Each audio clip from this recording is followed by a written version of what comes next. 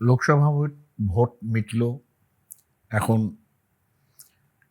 কেউ মন্ত্রী হয়েছেন, কেউ সাংসদ হয়েছেন। এখন ব্যাপারটা কি হয় যে আমাদের কতগুলো ভাবনা সেগুলো শাশ্বত, সেগুলো চেঞ্জ হয় না। যেমন ভালোবাসা, জুগুপ্সা, ঘৃণা এগুলো স্থায়ী ভাব, এগুলো চেঞ্জ হয় না। সেমনি মন্ত্রী, আমলা, কর্মচারী ইত্যাদির যে স্বভাব, সেটা রাজতন্ত্র যেমন ছিল, সেটা গণতন্ত্র সেমনি, সোশ্যালিজমেও সেরকম ধরনের ব্যাপার হয়। আর সবচেয়ে বড় কথা, গণতন্ত্র কিংবা সোশ্যালিজম, সেখানে আমাদের রবার্ট মিচেল যে কথাটা বলেছেন না, যে একটা আয়রন ল অব অলিগার্কি, যেখানে সবসময় টিল্ট থাকে, যে একটা একটা জায়গায় কিংবা কতগুলো লোকের হাতে ক্ষমতা কেন্দ্রীভূত হয়, সেটা গণতন্ত্রে হয় এবং সোশ্যালিজমেও হয়। ফলে যখনই ওই রকম ক্ষমতা কেন্দ্রীভূত হয়, তখনই তাদের আমরা হোয়াই নট, যে তখন একজন প্রধানমন্ত্রী কিংবা একজন মুখ্যমন্ত্রী সঙ্গে সঙ্গে সেটাকে তা প্রায় রাজার পদবিতে আরোহণ করেন। আর সেটা যখনই করেন, তখনই এটা মনে রাখতে হবে যে তখনই প্রাচীনকালের কতগুলো ভাবনা মিথোলজিক্যালি কারেক্ট হয়ে যায়। মিথ ও লাইভ রিয়ালিটি তো। ফলত এই যে একটা ভোট চলে, সেখানে মানুষ 2 মাস, 2.5 মাস একজন খুব কষ্ট করে। বলা উচিত হাজার রকমের কষ্ট করে, যে তাকে ভোট দিয়ে আনলে, তার পার্টিকে আনলে পরে কত উপকার হবে পৃথিবীর, এই গুণের কথা তো বলতে থাকেন। তারপরে যখন সব হয়ে যায়, আমাদের যা দেখা, এতকাল ধরে যা দেখছি, তারপর তারা কিন্তু বড়ই সুখে থাকেন।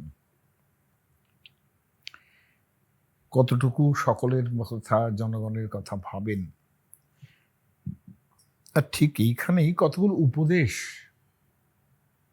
নারদ এসছেন, যখন যুধিষ্ঠির ইন্দ্রপ্রস্থে রাজা হয়ে বসেছেন। কেবল মহারাজ ধৃতরাষ্ট্র কোনো উপায় না পেয়ে তার ভাইপোদের, পাণ্ডবদের খাণ্ডবপ্রস্থে জায়গা দিয়েছেন। খাণ্ডবপ্রস্থ তারা ইন্দ্রপ্রস্থ তৈরি করেছেন, সেখানে তিনি রাজা হয়ে বসেছেন। ঠিক এই রাজা হয়ে বসেছেন, তার কিছুদিনের মধ্যেই নারদ এসে উপস্থিত হয়েছেন। নারদকে আপনারা খুব ঝগড়ুটে লোক বলে ভাববেন না। হ্যাঁ, তিনি অত্যন্ত পণ্ডিত লোক এবং রাষ্ট্রনীতি এতটাই ভালো জানেন যে তার কথা কিন্তু কৌটিল্য তার মত বিভিন্ন জায়গায় কোট করেছেন, যে তারা এইরকম বলেন, যদিও নারদ নামে উল্লেখ করেননি কৌটিল্য। যাই হোক, আমার বক্তব্যটা এইভাবে আরম্ভ করতে পারি যে বঙ্কিমচন্দ্রের কৃষ্ণকান্তের উইল বলে যে বিখ্যাত উপন্যাস আছে, সেখানে ভ্রমর আর রোহিণীর দ্বৈরথে যে গোবিন্দলাল কে ভালো, সেখানে গোবিন্দলাল বলছেন, তার অগ্রে আলুলায়িত কুন্তলা, অশ্রু বিপ্লুতা পদপ্রান্তে ভুলুণ্ঠিতা, সেই 17 বর্ষীয়া বনিতা ভ্রমর। গোবিন্দলাল তখন ভাবিতেছিল, এ কালো, রোহিণী কত সুন্দরী, এর গুণ আছে, তার রূপ আছে। এতকাল গুণের সেবা করিয়াছি, এখন কিছুদিন রূপের সেবা করিব। আমার কেবলই মনে হয় যে লোকসভা, রাজ্যসভার আগে পর্যন্ত প্রচুর গুণের কথা শুনি, সব যে এই করলে এই হবে, এত ভালো হবে, এত ভালো হবে। তারা সব যখন পদে প্রতিষ্ঠিত হয়ে যান, তখন গুণের কথা ভুলে গিয়ে আমরা কিন্তু দেখি তখন রূপের সেবা করিব। কিসের রূপ বলতে আমি কিন্তু একেবারে আক্ষরিক অর্থে স্ত্রীলোকের রূপ বলছি না, স্বাভাবিকভাবেই যা আকর্ষণ করে সেইগুলোর উপরে তাদের ভাবনা থাকে। নারদ এসছেন, নারদ এসে এই রূপ আর গুণের তফাৎটাই বোঝাবেন। নারদ বলছেন যে আপনি যুধিষ্ঠির মহারাজ, আপনি যে কাজকর্ম করেন সেখানে ধর্মের সেবা করতে গিয়ে অর্থকে আপনি ঠেলে রাখেন না তো? অর্থের কথা ভাবেন তো? কারণ সমৃদ্ধি, রাজকীয় সমৃদ্ধি শুধু ধর্মের কথা ভাবলে হবে না। ধর্ম বলতে কিন্তু কোনোভাবেই এখানে ফুল বেলপাতা নৈবেদ্য ভাববেন না, কিংবা ভগবানের উপাসনা ভাববেন। ধর্ম মানে খুব ডিসিপ্লিনড ওয়েতে যে চলা, প্রিন্সিপল অনুসারে যে চলা, কিন্তু সেটা করতে গেলে সবসময় যে মানে সেটাই শুধু তাতেই মন দিলাম, কিন্তু রাজ্যের সমৃদ্ধি বিষয়ক অর্থের কথা ভুলে গেলাম, এটা নারদ বলছেন এটা কখনো করেন না তো। আবার আপনি ধর্ম এবং অর্থের সেবা করেন তাই বলে কামনা এসে আপনাকে শেষ পর্যন্ত এই ধর্ম আর অর্থকে উড়িয়ে নিয়ে যায় না তো? ঠিক এইখানেই আমার প্রশ্নটা। এতকাল গুণের সেবা করিয়াছি, এবার রূপের সেবা করি। কামনা কথাটাও কখনো স্ত্রী পুরুষীয় ভাববেন না। কামনা মানে ব্যক্তিগত লাভ। আমি রাষ্ট্রের কথা ভুলে গিয়ে ব্যক্তিগত লাভের কথা যখন ভাবছি, সেটা কামনার যোগ্য জায়গা। ধর্ম অর্থ কামের যে অর্থ, সেটা রাষ্ট্রনীতির ক্ষেত্রে যখন বলেন, নারদ যখন বলেন যে উভৌ বা প্রীতিসারেণ ন কামেন প্রবাধাসে। কাম আপনার কোনো বাধা তৈরি করে না তো? কারণ কাম কিন্তু প্রীতিসার, যা আপনার নিজের ভালো লাগে, নিজের প্রীতি হয়, সেই জায়গাটা কিন্তু কামনার জায়গা। সেই ব্যক্তিগত জায়গা ছেড়ে আপনি ধর্ম কিংবা অর্থ, এই দুটো নষ্ট হয়ে যায় না তো আপনার? এখন এই যে আমার কেবলই মনে হয় যে এই যে গুণের সেবা করিয়াছি, এবার রূপের সেবা করিব। গণতন্ত্রের মন্ত্রী সাংসদদের মনেও তো এই ধারণা থাকে না যে বহু কষ্ট করে আমরা ভোট জিতলাম, এইবার আমাদের সুখের দিন। রাজার একটা মোহ তৈরি হয় এই ব্যক্তিগত লাভের দিকের কথা চিন্তা করে, এবং সেটা কিন্তু রাষ্ট্রের যেমন সর্বনাশ ডেকে আনে, সেটা কিন্তু তারও সর্বনাশ ডেকে আনতে পারে। বঙ্কিমের গোবিন্দলাল একেবারে গা ভাসিয়ে দেওয়ার আগে বলছেন, একেবারে রূপে গা ভাসিয়ে দেওয়ার আগে বলছেন, রূপে মুগ্ধ কে কার নয়, রূপ তো মোহের জন্যই হইয়াছিল। গোবিন্দলাল প্রথমে এই রূপ ভাবিলেন, পাপের প্রথম সোপানে পদার্পণ করিয়া পুণ্যাত্মাও এই রূপ ভাবে। কিন্তু যেমন বাহ্য জগতে মাধ্যাকর্ষণে, তেমনি অন্তর্জগতে পাপের আকর্ষণে প্রতিপদে পতনশীলের গতি বর্ধিত হয়। গোবিন্দলালের অধঃপতন বড় দ্রুত হইল, কেননা রূপতৃষ্ণা অনেক দিন তাহার হৃদয় শুষ্ক করিয়া তুলিয়াছে। আমরা কেবল কাঁদিতে পারি, অধঃপতন বর্ণনা করিতে পারি না। আমার কেবলই মনে হয় যে এই এত দুর্নীতি, এদিকে দুর্নীতি, ওদিকে দুর্নীতি, নানান রকম ধরনের দুর্নীতির কথা শুনছি, কেউ কম যাচ্ছেন না। সেইখানে দাঁড়িয়ে মহাভারত কিন্তু সবসময় কখনো কামনার বাড়াবাড়ি নিয়ে মাথা ঘামাননি। কৌটিল্যের অর্থশাস্ত্র বলছেন সমস্ত জায়গায় অর্থের বিষয়, রাজ্যের সমৃদ্ধি কিসে হবে, এবং তার সঙ্গে ধর্ম বলছেন আপনি অর্থের যে সেবা করবেন সেটা যেমন প্রয়োজন, সেমনি ধর্মের সেবাও করতে হবে, সেটাও প্রয়োজন। কামনাকেও বাদ দিলে হয় না।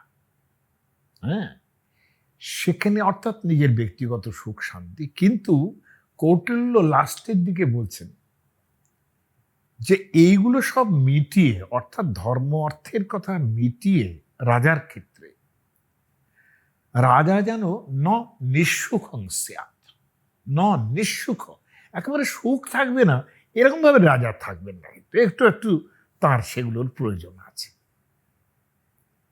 কিন্তু তাতে গা ভাসিয়ে দেওয়ার কোনো রাস্তা নেই, কেননা গা একবার ভাসিয়ে দিলে ব্যক্তিগত জায়গাটা এমন বড় হয়ে উঠবে, তখন রাষ্ট্রের অর্থ, প্রয়োজনীয় অর্থ সেখান থেকে রাজার নিজেকে খরচা করতে হবে, কিংবা সেখান থেকে তাকে সরাতে হবে। এই জিনিসটা মহাভারত কারো যেমন পছন্দ করেননি, কৌটিল্যের অর্থশাস্ত্র সেরকম পছন্দ করেননি। কাজেই ধর্ম অর্থ, কেউ আবার বলেছেন, কৌটিল্য নয় আরো অনেকেই বলেছেন যে বাবা আপনি ধর্মকার্য অর্থাৎ কিনা আইন, অমুক তমুক শৃঙ্খলা, এসব ব্যাপারে আপনি সকালবেলার দিকে চিন্তা করুন, সারাদিন ধরে অর্থের চিন্তা করুন, সন্ধ্যাবেলায় কামনার কথা ভাবুন। ভাবলো, কিন্তু একটা আরেকটার উপরে এনক্রোচ করে কিনা এটা ব্যাপার। আর রাজনীতি কিংবা রাষ্ট্রতন্ত্র কখনো এইভাবে চলতে পারে না যে আমি সময় ভাগ করে নিলাম আর তারপরে এটা করলাম, তা নয়। কিন্তু যেটা প্রতিপালনের ক্ষেত্রে নিজে যদি ব্যক্তিগত কামনায় আসক্ত হন কোনো রাজা, সেই ব্যাপারে বারবার সাবধান করে দিয়ে জিজ্ঞাসা করছেন, নারদ জিজ্ঞাসা করছেন যে আপনি কতগুলো রাজগুণ আছে, হ্যাঁ, সেই 6টা গুণ, সেই রাজগুণ আপনার আছে তো? এই রাজগুণগুলো, যেরকম রাজগুণের কথা বলছি, এগুলো গণতন্ত্রী, সমাজতন্ত্রী, মন্ত্রী, প্রধানমন্ত্রী বিশেষ করে, কিংবা মুখ্যমন্ত্রী বিশেষ করে, তাদের উপরও এটা প্রযোজ্য হবে। 6টা রাজগুণের মধ্যে আমি এটা নিয়ে খুব বেশি বাড়াবো না। হ্যাঁ, 6টা রাজগুণের প্রধান হলো বক্তৃতা দেবার ক্ষমতা।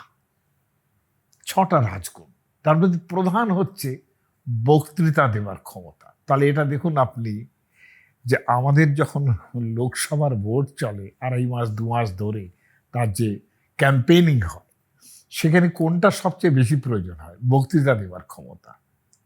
কিন্তু এটা পরেও দরকার হবে যখন তিনি রাজা হবেন, কিংবা যখন পার্লামেন্ট সামলাবেন, কিংবা রাজ্যসভা সামলাবেন, সেসব জায়গাতেও কিন্তু এই রাজগুণটার বড় প্রয়োজন। বঙ্কিমচন্দ্র লিখছেন, গলা বাজিতে সংসার শাসিত হয় বটে, কিন্তু কেবল চেঁচাইলে হয় না। যদি শব্দমন্ত্রে সংসার জয় করিবে, তবে যেন তোমার স্বরে পঞ্চম লাগে। বেপর্দা বা করি মাধ্যমের কাজ নয়। গলাবাজির এত গুণ না থাকিলে যিনি বাজে নবেল লিখিয়াছেন তিনি রাজমন্ত্রী হইবেন কেন? এটা তো একটা ব্যাপার। আর জন স্টুয়ার্ট মিল পার্লামেন্টে স্থান পাইলেন না কেন? তার তো অনেক ক্ষমতা, তিনি স্থান পেলেন না। ভারতচন্দ্র আদিরস পঞ্চমে ধরিয়া জিতিয়া গিয়াছেন। কবি কঙ্কন মুকুন্দরামের ঋষভ স্বর কে শুনে? আমার বক্তব্যটা এইখানে, যে এইখানে কিন্তু এই রাজগুণের মধ্যে প্রচন্ড পরিমাণ বক্তৃতা দেওয়ার ক্ষমতা লাগে, যেটা আমরা হুল ক্যাম্পেইনিং এর সময় দেখতে পাই। হ্যাঁ, যদিও সেটা পরেও দরকার হবে, তাকে ভালোভাবে কথা বলতে হবে, সেখানে যেন পঞ্চম লাগে। ঠিক আছে, আমরাও তাতে মোহিত হয়েই আছি। দ্বিতীয় গুণ হচ্ছে প্রগল্ভতা। প্রগল্ভতাটা অনেকেই ভাবেন যে এটা ছ্যাবলামি, কিন্তু প্রগল্ভতাটার একটা বিশাল ব্যাপার আছে, যে বাক চাতুর্যের সঙ্গে কথা বলার শৈলী যেটা, তার মধ্যে যেন প্রত্যুৎপন্ন মতিত্ব যখন যোগ হয়, সেটাকে বলে প্রগল্ভতা। প্রগল্ভ মানে যে একটু বেশি কথা বলছে, হ্যাঁ, এরকম নয়। কিন্তু প্রগল্ভ তার ভীষণ ইম্পর্টেন্ট শব্দ।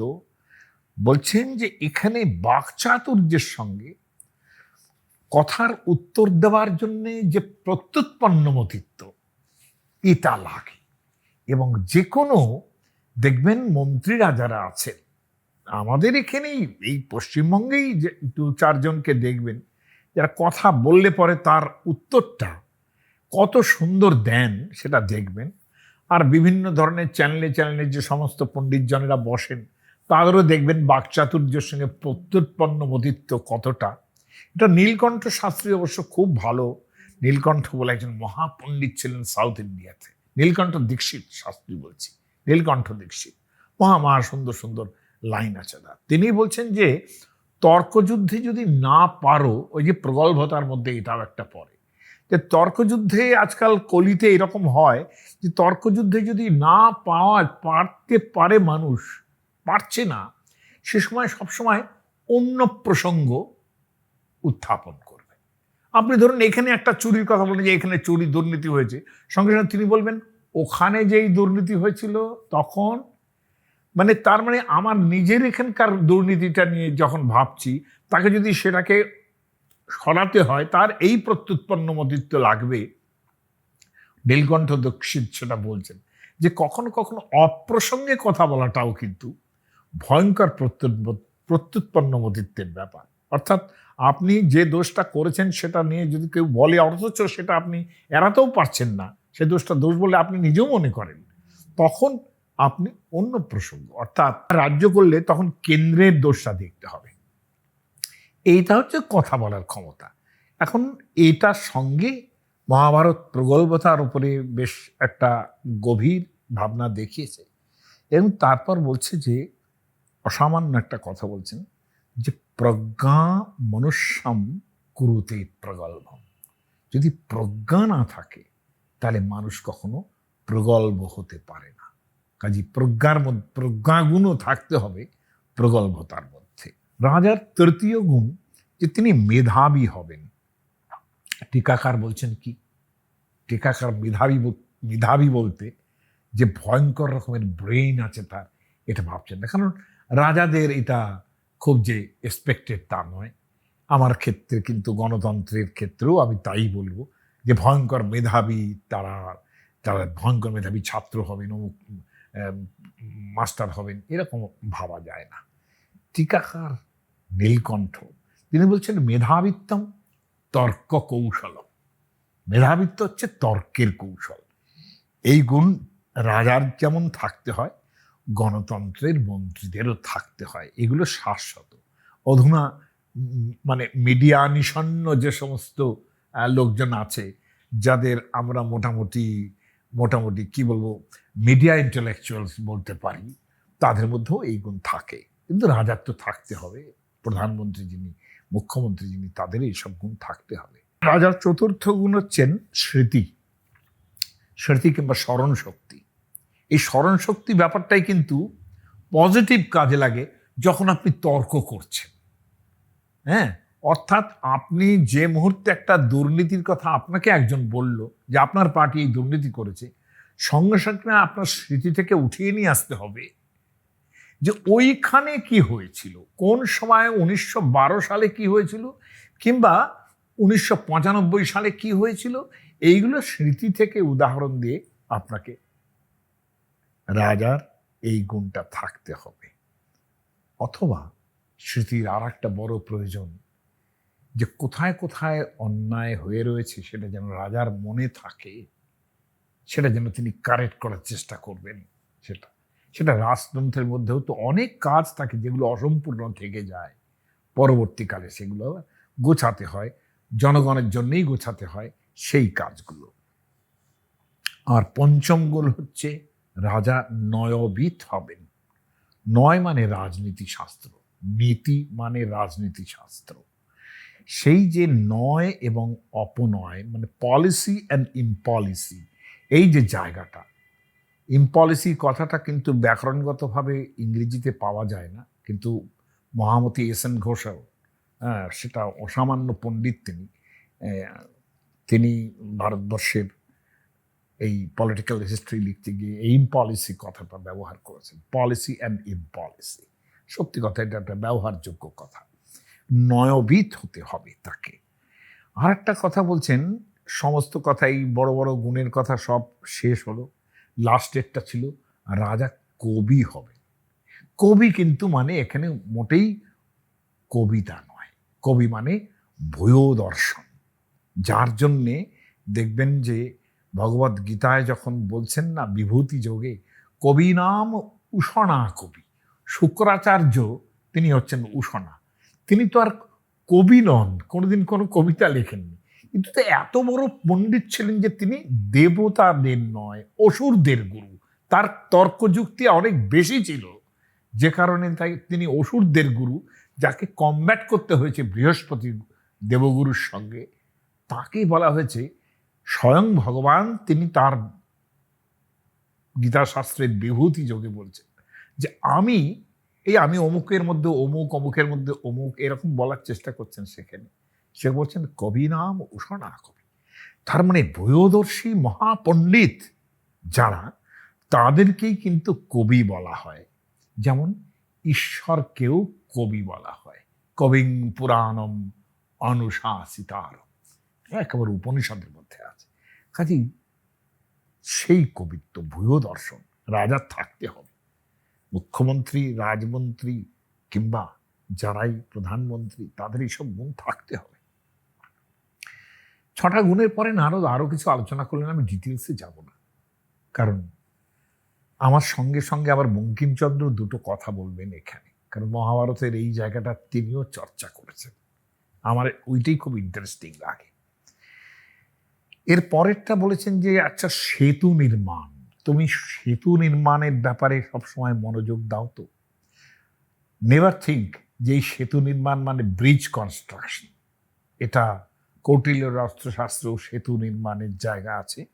সেতু নির্মাণ মানে কিন্তু ইরিগেশন, মানে কতটা চিন্তা থাকলে তিনি বলছেন যে সব সময় জল থাকে এমন সদানীরা, যেগুলো আমরা পারেনিয়াল রিভার বলি, হ্যাঁ, সেই নদীতে যেহেতু বর্ষায় আরো যেহেতু ভরে যায়, অতএব সেই নদী থেকে কৃত্রিম উপায়ে জল কেটে চাষের জন্য যে ক্যানাল তৈরি করা, এই জিনিসটাকে সেতু বন্ধন বলছেন ওনারা।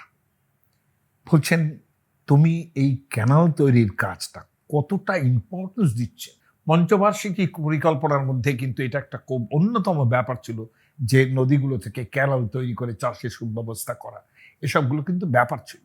কিন্তু পঞ্চবার্ষিকী পরিকল্পনা তো কবেই উঠে গেল।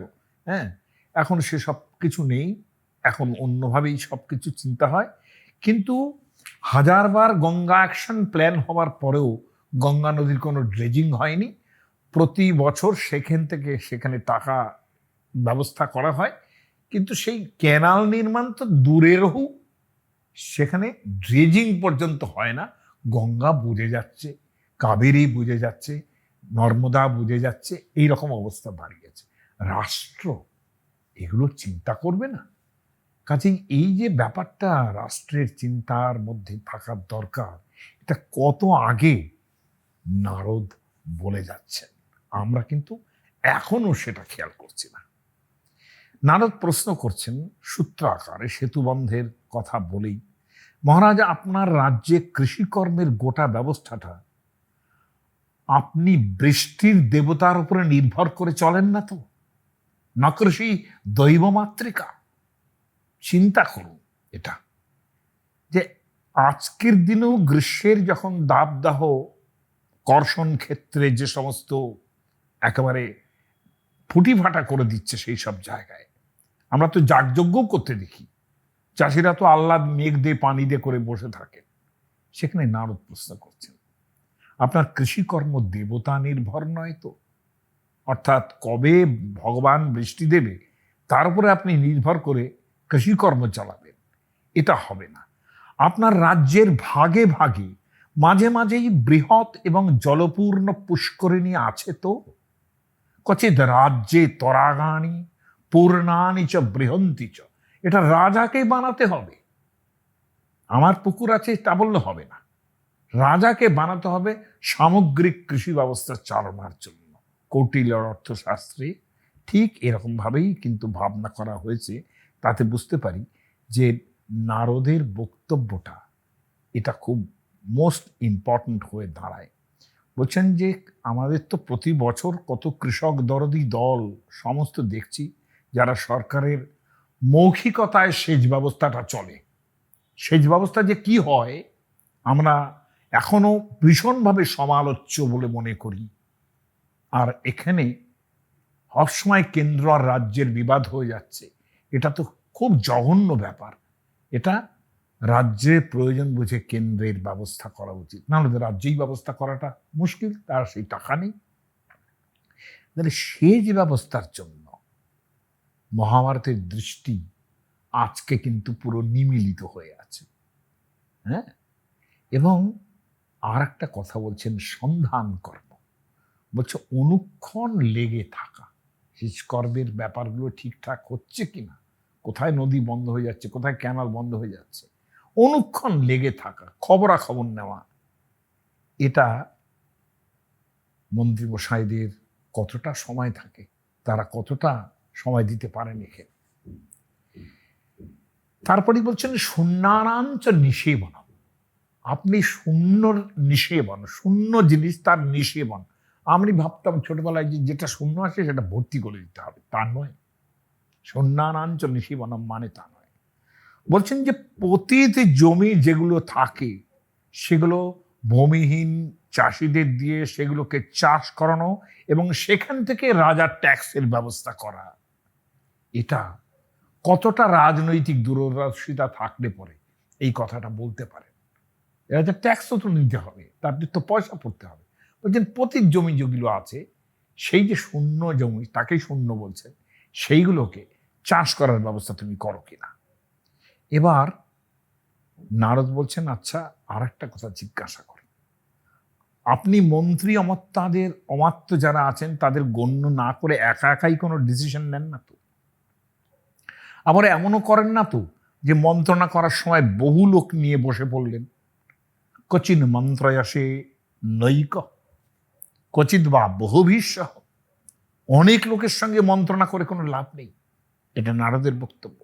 রাষ্ট্র চালাতে গেলে মন্ত্রী অমাত্যের সুসহায়তা ছাড়া, এমনিতেই মনু মহারাজ থেকে আরম্ভ করে সকালেই বলছেন এটা, যে সহায় সাধ্যম রাজত্বম, রাজনীতিতে সহায় না থাকলে পরে সেটা ফলে ডিসিশন সেখানে ওইভাবে নেওয়া যায় না।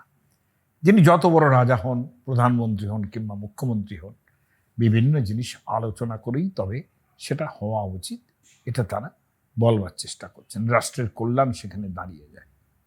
নারদ বলছেন যেসব কাজে খরচ কম অথচ লাভ বেশি, লঘু মূলান মহোদয়া, সেই সব কাজের পূর্বাপর বিবেচনা করে আপনি সেগুলো তাড়াতাড়ি আরম্ভ করেন তো, দেরি করেন না তো। ক্ষিপ্রম আরভসে কর্তুম ন বিঘ্নয়সি তাদৃশা, সেগুলো এই আজ করি কাল করি করে অমুকে কথা বলবে তমুকে কথা বলবে বলে আটকে রাখেন না তো। মহামতি বঙ্কিম নারদ বাক্যের এটা উত্তর দিচ্ছেন একটা। বঙ্কিম লিখছেন, আমাদের অনুরোধ যে প্রাচীন ঋষির এই বাক্য ইংরেজরা স্বর্ণাক্ষরে লিপিবদ্ধ করিয়া কার্যালয়ে প্রকটিত করুন।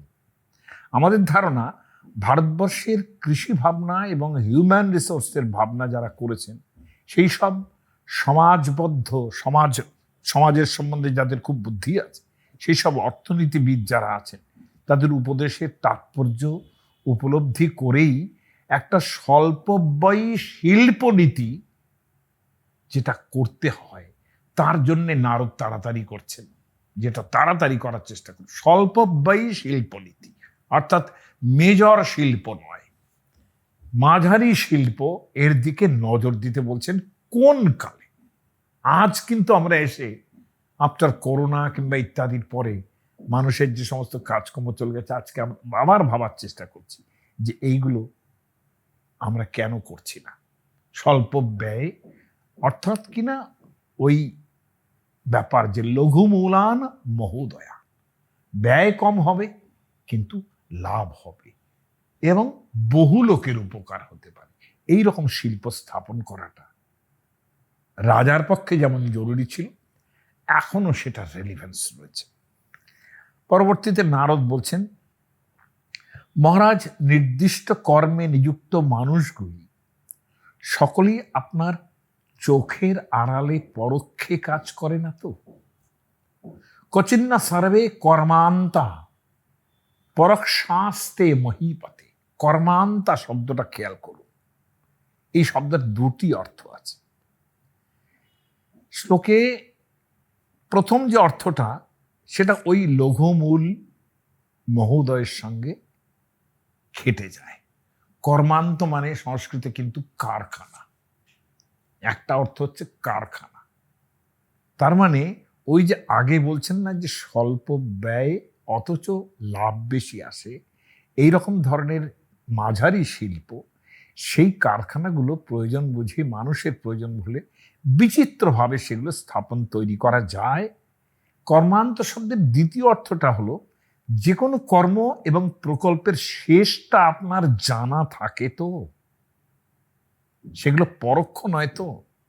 অর্থাৎ রাজা রাজাদের যেটা চরম অভ্যাস, সেটা হচ্ছে বিশ্বজন হিতায়, তারা খুব ধুমধাম করে, খেয়াল করে দেখবেন সেটা মন্ত্রীদের অভ্যেস থাকে, তার প্রকল্পের আরম্ভ করেন, কিন্তু তারপরে তার পেছনে পারসুয়েশন থাকে না, প্রিজার্ভেশন থাকে না, কাজটা শেষ হলো কিনা সেদিকে আর নজর থাকে না। এইটা নারদ বলছেন যে একজন রাজা যিনি হবেন কিংবা একজন মাথায় যিনি থাকবেন গণতন্ত্রে কিংবা সমাজতন্ত্রে, তার এটা খেয়াল রাখতে হবে যে কাজগুলো আমার অপ্রত্যক্ষ না হয়ে যায়, সবই পরোক্ষে কাজ হচ্ছে। সেখানে দুর্নীতি হওয়ারও চান্স থাকে বেশি যদি পরোক্ষেই সবটা হয়। হ্যাঁ, আপনারা দেখবেন যে আমাদের কতগুলো সংস্থা থাকে, সেই সব সংস্থাকে ভার দিয়ে দেওয়া হয় তোমরা এই কাজ করো। একটা স্টেটের মধ্যেই সংস্থা থাকে, সব জায়গায়, আমাদের কেন্দ্রও আছে, রাজ্যও আছে। সেই সংস্থাগুলো কাজ যখন তারা করে, তাদের যদি নজর না রাখা যায় তো সেখানে দুর্নীতি বাসা বাঁধে। সেগুলো সবসময় রাজার খেয়াল করতে হয়। আমাদের ব্যাপার সমস্যাটা যা দাঁড়িয়েছে যে এই গণতন্ত্রের যে ভাবনা, সেখানে আজকাল কন্ট্রাক্ট দিয়ে দিলাম, কন্ট্রাক্টর আবার সাব কন্ট্রাক্ট দিয়ে দিচ্ছে। এই যে কন্ট্রাক্ট সাব কন্ট্রাক্ট, এতে অনেক তুরি ভেরি দামামা বাজিয়ে যে জিনিসটা করা হলো, আমরা জানি যে একটা যখন মন্ত্রীরা হাসপাতালে যান তখন মানে সেই রবীন্দ্রনাথে আছে না যে ছিন্ন শয়ন টেনে এনে আঙিনা তোর সাজা, সে খুব সুন্দর করে সাজিয়ে টাজিয়ে দিয়ে দিল যেন একেবারে এইরকমই থাকে। মন্ত্রী মহামন্ত্রীরা যদি ট্রেনে ওঠেন, মানে ধরা যাক প্রধানমন্ত্রী ট্রেনে উঠলেন, তখন কিরকম দাঁড়াবে সেই ট্রেন, মানে তার সিগন্যাল তার এসব একেবারে টাইম টু টাইম হবে। তিনি বেরিয়ে গেলেই আর কোনো টাইম থাকবে না, সিগন্যাল টিগন্যাল ঠিক থাকবে না। তাই এই বিশ্বজন হিতায় যে প্রজেক্টগুলো তারা করেন, সেগুলো যদি তার বাইরে চলে যায়, তার পরোক্ষে চলে যায়, সেটা কোনো কাজের কথা নয়। জনহিতের যে কাজগুলো, তার মধ্যে আর একটা হচ্ছে অর্থ বিনিশ্চয়। অর্থ বিনিশ্চয় হলো সঠিক পরিকল্পনার সঙ্গে ইনভলভমেন্ট, এইটা হচ্ছে অর্থ বিনিশ্চয়। বলছেন যে কর্মচারী মানুষ যেখানে চোখের আড়ালে, মানে কর্মচারী একটা ক্রমিক সংযোগ, যা কাজটা হচ্ছে যেটা তার সঙ্গে একটা ক্রমিক সংযোগ থাকতে হবে। কর্মচারী মানুষ যেখানে চোখের আড়ালে থাকবে না, কাজের মানুষকে পুরোপুরি কখনো ছেড়ে না দেওয়া এবং নিজের ইনভলভমেন্ট, এগুলো ভীষণ জরুরি। নারদ বলছেন সংসৃষ্টি তত্র কারণম। সংসৃষ্টি মানে কাছাকাছি থাকা। মানে পরিকল্পনার ব্যাপারে নারদের বক্তব্য, কাজ আরম্ভ হওয়ার আগে আপনি বিশ্বস্ত, নির্লোভ এবং যারা বংশ পরম্পরায় আপনার সমস্ত কাজের সঙ্গে যুক্ত আছেন, তাদের দিয়ে কাজটা ভালো করে বুঝে নেন তো। আপ্তই রলুব্ধই ক্রমিকই স্তে কচ্চিদ অনুষ্ঠিতা। অর্থাৎ এখন নিশ্চয়ই ওরকমভাবে বংশ পরম্পরায় বিশ্বস্ততা থাকে না। এখন বিশ্বস্ততা আমাদের চাকরি যারা করছে তাদের উপরে এক্সপেক্ট করব, তাই না, যারা বড় বড় পদে রয়েছেন। এখন এই জায়গায় দাঁড়িয়ে যে সমস্ত কাজের খবর আপনার যে সমস্ত বিশ্বস্ত পরিকল্পক যারা পরিকল্পনা করেছেন, তারা সেগুলো খবর রাখেন তো। যেটা করতে দিয়ে দিলাম ব্যাস শেষ হয়ে গেল। হ্যাঁ, বিদুস্তে বীর কর্মাণি নানা বপ্তানি কানিচিত। তারা এইটুকু বোঝেন তো যে এই কাজটা হলো না, এই কাজটা বাকি রয়ে গেল, এই কাজটা হয়েছে। এটা সংসৃষ্টি, তার সঙ্গে যেন সংযোগ থাকে তার সবসময়। মহাভারতে এই যে নারদীয় প্রশ্নটা হয়েছে, যে অর্থ বিনিশ্চয় পরিকল্পনা করে যে কাজ করছেন তার সঙ্গে সবসময় যোগ রাখা, মহাভারতের এই জায়গাটা বঙ্কিমচন্দ্র খুব তির্যক কৌতুক মিশিয়ে লিখেছেন। ইংরেজরা এই কথার সম্যক প্রকার অনুবর্তী, সকল কার্যের পূর্বেই কমিটি নিযুক্ত হইয়া থাকে। সকল কার্য করিবার পূর্বে ইংরেজরা এক একটি কমিটি তৈরি করে। এ কথা যিনি জিজ্ঞাসা করিবেন তাহাদের দেও উত্তর উল্লেখিত নারদ বাক্যে আছে। সত্যি কথা বলতে কি, যে বঙ্কিম এই যে ইংরেজদের ব্যাপারে বলেছেন যে কমিটি নিযুক্ত করেন, সে কমিটি কি এখনো তৈরি হচ্ছে না? বিশেষজ্ঞের কমিটি, সব কমিটি তৈরি করে তাদের উপরে যে ভারটা দেওয়া হলো, তারা একটা রিপোর্ট দিলেন শেষ পর্যন্ত। সেই রিপোর্টটা আবার কতখানি কার্যকর হচ্ছে না হচ্ছে, সেটা কি সবসময় আমরা একটা খেয়াল করি? রিপোর্ট তো দিয়ে দিলেন, কমিটি কিন্তু কাজ করে না, কমিটি রিপোর্ট দেয়। এবং সবচেয়ে বড় ব্যাপার, একটা খুব অদ্ভুত কথা শুনেছি চিরকাল, যে কোনো কাজটা যদি পুরোপুরি পণ্ড করে দিতে হয় তাহলে বহু লোকের কমিটি তৈরি করবে। মানে একটা কমিটিতে যদি 25 জন লোক থাকে, সেই কাজটা আর কোনোদিন হবে না। কমিটি শুধু আলোচনাই করবে। সেখানে আমাদের যে সম্পূর্ণ জগৎ, স্বাস্থ্য, শিক্ষা, কৃষি, এত যে ডিপার্টমেন্ট আছে, সব জায়গায় এই গণতান্ত্রিকতায় মুখর হয়ে, হ্যাঁ, কমিটিতেও শুধুমাত্র নিষ্কর্মা লোক, নিজের লোক ইত্যাদি দিয়ে কমিটি তৈরি করে তারপরে নিজে দায়িত্বমুক্ত হয়ে গেলাম, এটা বোধহয় নারদীয় রাজনীতি কিংবা মহাভারতীয় রাজনীতির এরকম চায় না।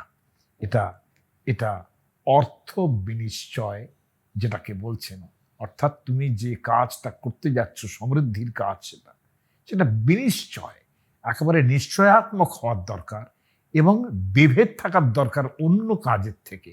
এই ভাবনাটা নারদ ভাবার চেষ্টা করছেন।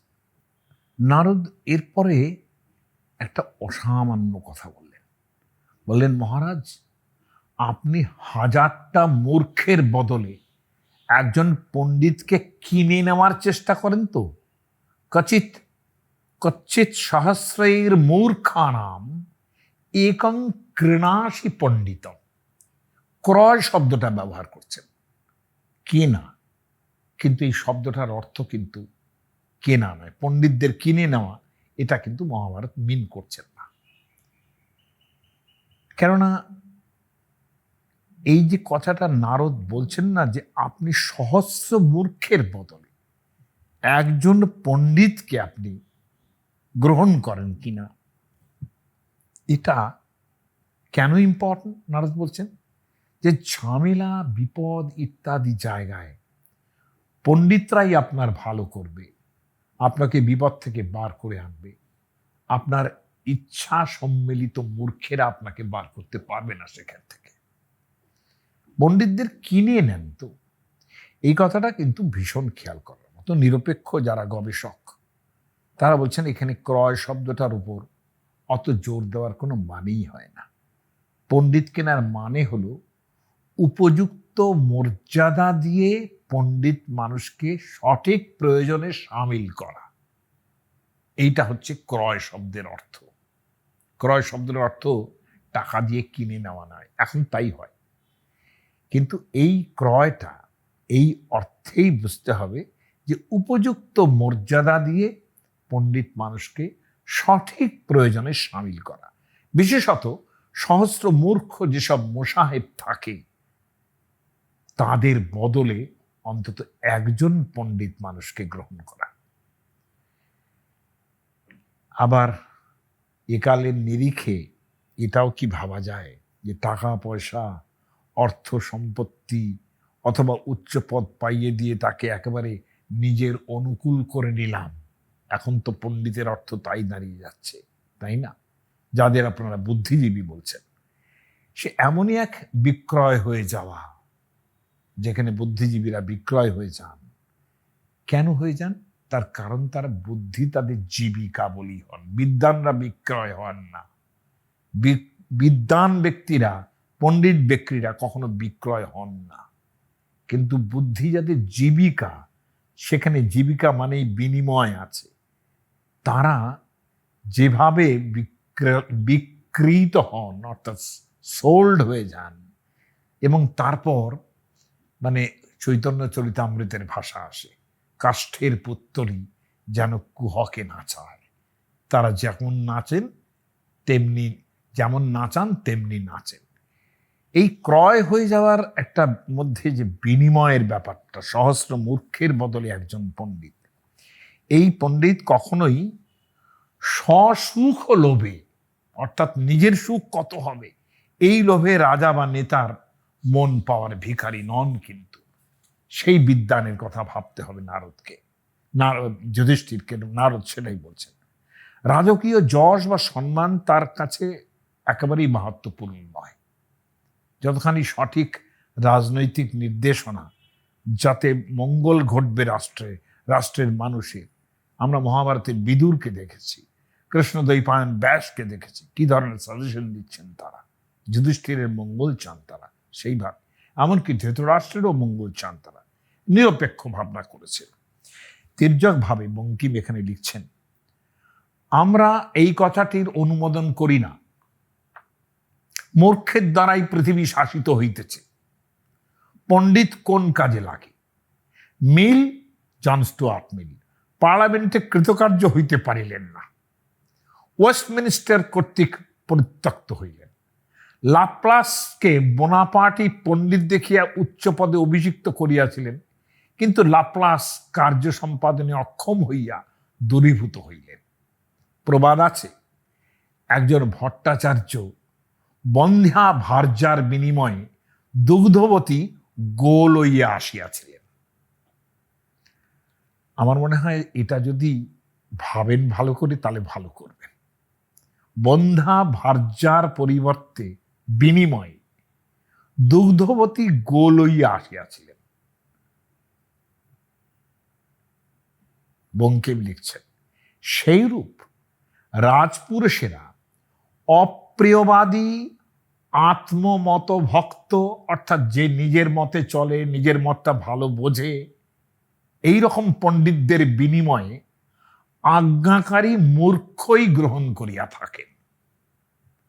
নারদ বলিয়াছেন বটে, কোন প্রকার বিপদ উপস্থিত হইলে পণ্ডিত ব্যক্তি অনায়াসে তাহার প্রতিবিধান করিতে সমর্থ হয়েন। এ কথা সত্য বটে। অতএব বিপদকালে পণ্ডিতের আশ্রয় লইবে। সুখের দিনে মূর্খ, দুঃখের দিনে পণ্ডিত। এই হচ্ছে বঙ্কিমের বক্তব্য। আমার মনে হয় এর থেকে বেশি আমারও কথা বলার প্রয়োজন নেই। গণতন্ত্র, রাজতন্ত্র, সমাজতন্ত্র, সব জায়গাতে এই কথা খাটবে।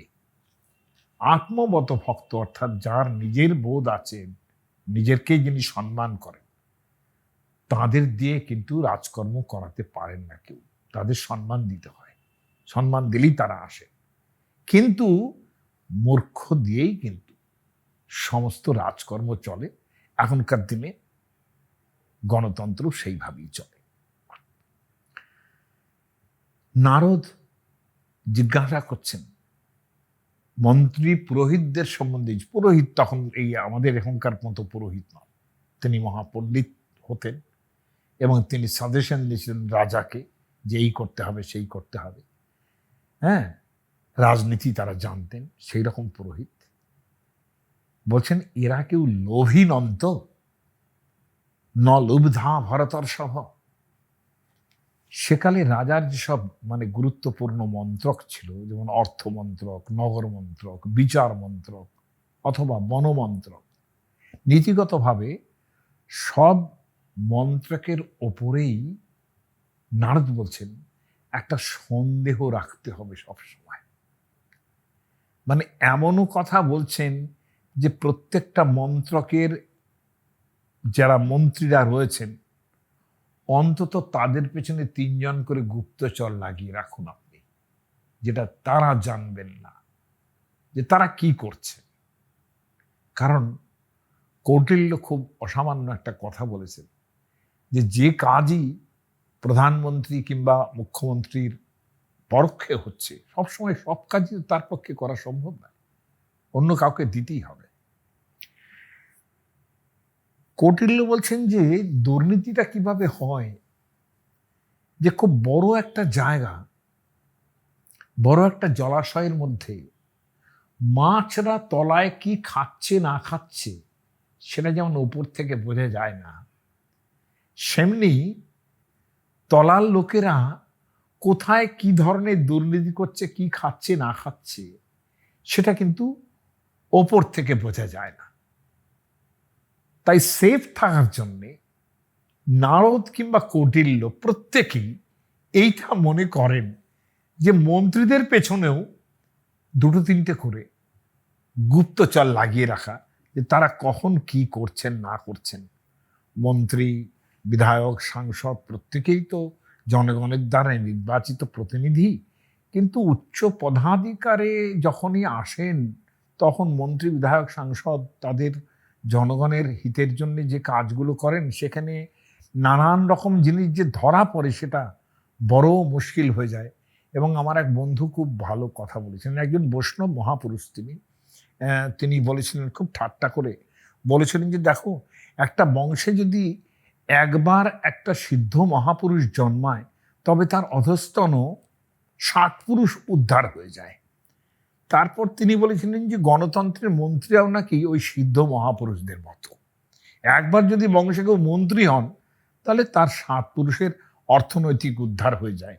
এরকম ধরনের একটা অদ্ভুত ধরনের মন্তব্য তিনি করেছিলেন। জানি না তিনি ঠিক বলেছেন না ভুল বলেছেন, কিন্তু প্রাচীনকালের ভাবনা এইরকম। নারদ এই সমস্যার সমাধানের জন্য শুধুমাত্র পেছনে গুপ্তচর লাগানো নয়, কৌটিল্য তা বলছেন না। নারদ যেটা সাংঘাতিক কথাটা বলছেন, যে মন্ত্রী অমাত্যরা প্রায়শই, মানে রাজার দিকে তাকিয়ে মন্ত্রী অমাত্যের কথা বলছেন, এখন আপনি প্রধানমন্ত্রী, মুখ্যমন্ত্রীর দিকে তাকিয়ে অন্যদের কথা বলবেন। তিনি বলছেন মন্ত্রী অমাত্যরা প্রায়শই মানুষের বিত্তহারী হয়ে থাকেন, তারা মানুষের সর্বনাশ করে থাকেন প্রায়ই।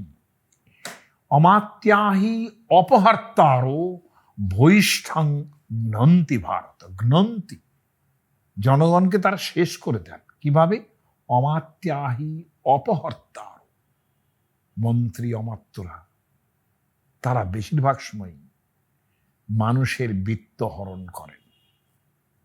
প্রাচীনকালের বলবো, এখনকার কথা বলছি না। আমি আগে ভাবতাম যে রাজার ব্যাপার, এদের কত ধন, কত ঐশ্বর্য। পরে বুঝেছি সেই সব ধনৈশ্বর্যও কিন্তু প্রজাদের দেওয়া রাজকর থেকেই তৈরি হতো। রাজার রাজকোষ অন্যভাবে তৈরি হতো না। এক, জনগণের দেওয়া রাজকর, আর পররাজ্য আক্রমণ করে তার রাজকোষ হরণ, এছাড়া রাজকোষ তৈরি হতে পারে না। কিংবা যেটা হরণ করলেন তিনি পররাজ্যের, সেটাও জনগণের দেওয়া ট্যাক্স। কাজে এই জায়গায় দাঁড়িয়ে যে অনেক রাজা মহারাজাই আমি ভাবতাম তারা সসুখ বাসনায় কত সুখাবিলাস নিজেদের মিটিয়েছেন। তারপর গণতন্ত্রের কথা মাথায় এলো, ওই যে 2 মাস 2.5 মাস কষ্ট করার পর এতকাল গুণের সেবা করিয়াছি, এবার রূপের সেবা করিব। যে এই যে অর্থ গণতন্ত্রের যায়, সেও তো আমাদেরই দেওয়া ট্যাক্স, সমস্ত মানুষের দেওয়া ট্যাক্স। সেই টাকায় আবার কত রকম কেলেঙ্কারি, এই ভুসি কেলেঙ্কারি হচ্ছে, এই আলু কেলেঙ্কারি, 2G কেলেঙ্কারি, কত রকম কেলেঙ্কারির নাম শুনি, হ্যাঁ, যাদের বলা হচ্ছে ব্যাপক কেলেঙ্কারি, হাজার রকমের কত ছোট ছোট কেলেঙ্কারি দৈনন্দিন প্রক্রিয়ার মধ্যে আছে। সেসব আমরা কতটা জানি আর কতটা জানি না সে কথা ছেড়ে দিন। কিন্তু অমাত্যরা, অপহরণকারী, এই কথাটা কবে থেকে নারদ বলে রাখছেন, এটা আমাদের বোধহয় খেয়াল করা উচিত, এখনো অত্যন্ত রেলিভেন্ট বলে। আর একটা কথা ইম্পর্টেন্ট বলছেন নারদ, বলছেন কচিন মুখ্যা মহৎস্বীব মধ্যমেষু চ মধ্যমা।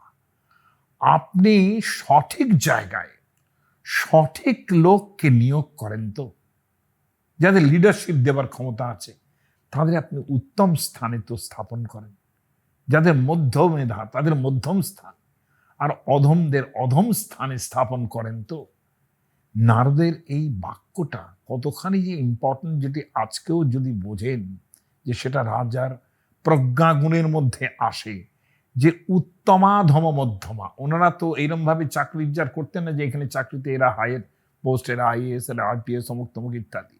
তারা বলছেন যে যাদের বৌদ্ধিক শক্তি বেশি, অর্থাৎ মাথার কাজের ক্ষমতা, শাস্ত্র অভিজ্ঞতা যাদের বেশি, তাদের বড় বড় জায়গায় রাখুন। কিন্তু নারদের বক্তব্য হলো যে উত্তমের জায়গায় আপনি অধমকে প্লেস করেন না। তো মোসাহেব, তাকে উত্তম জায়গায় আপনি রাখলেন, মধ্যম ব্যক্তিকে আপনি উত্তম জায়গায় রাখলেন, উত্তম ব্যক্তিকে অধম জায়গায় রাখলেন।